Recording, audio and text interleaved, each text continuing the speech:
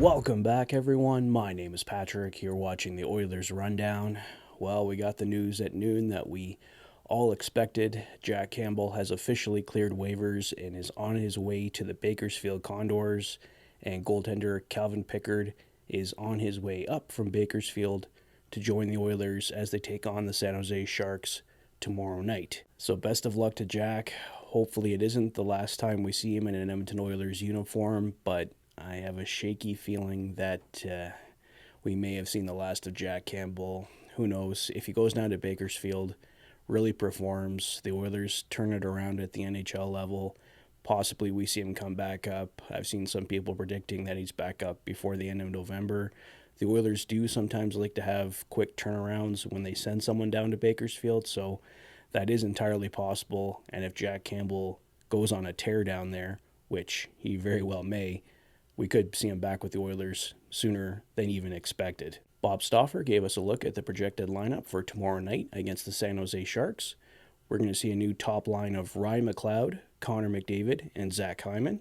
A second line of Dylan Holloway, Leon Draisaitl, and Warren Foegele. A third line of Evander Kane, Ryan Nugent-Hopkins, and Sam Gagner. And a fourth line of Raphael Lavoie, James Hamlin, and Derek Ryan.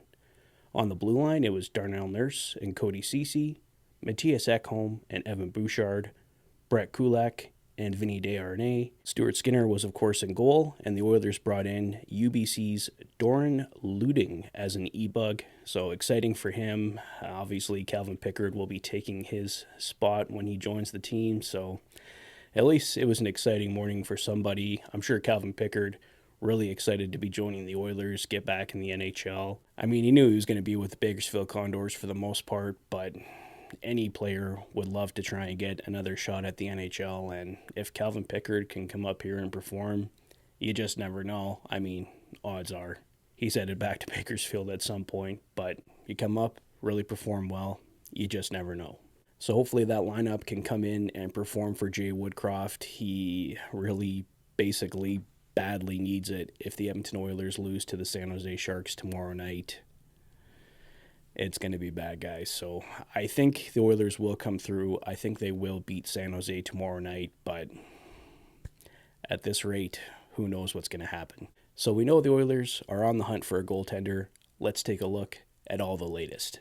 According to Pierre LeBrun, it's very unlikely the Nashville Predators would move UC Saros. We knew it would take a massive overpay anyway, so that's no big surprise.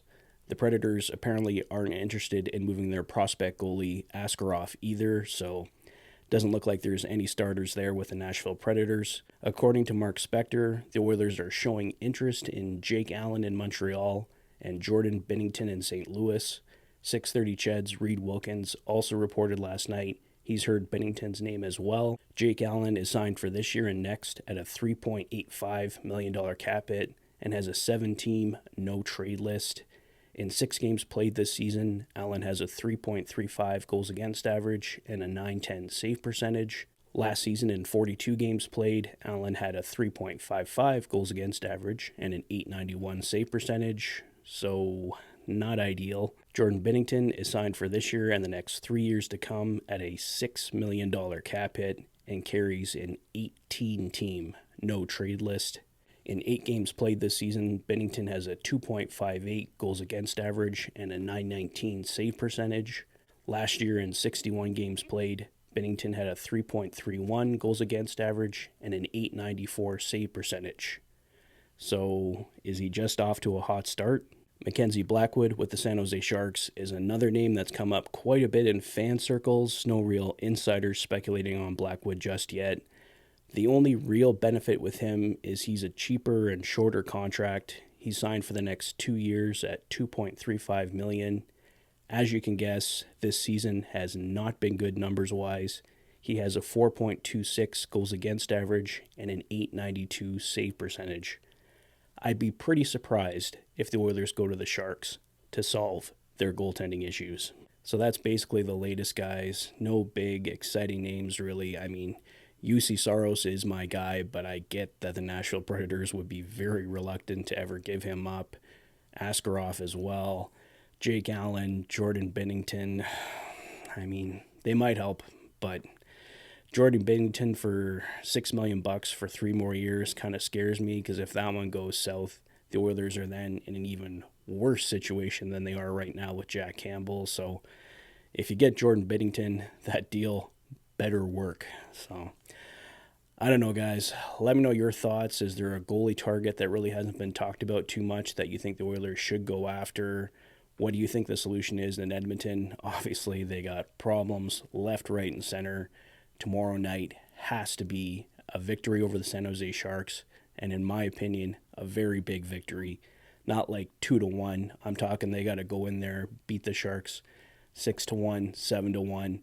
This has to be a statement game for the Edmonton Oilers and something to build off as they take on the Seattle Kraken a couple times, the New York Islanders. They got to make hay here and get some wins, because Jay Woodcroft's job is definitely in jeopardy if this losing streak continues.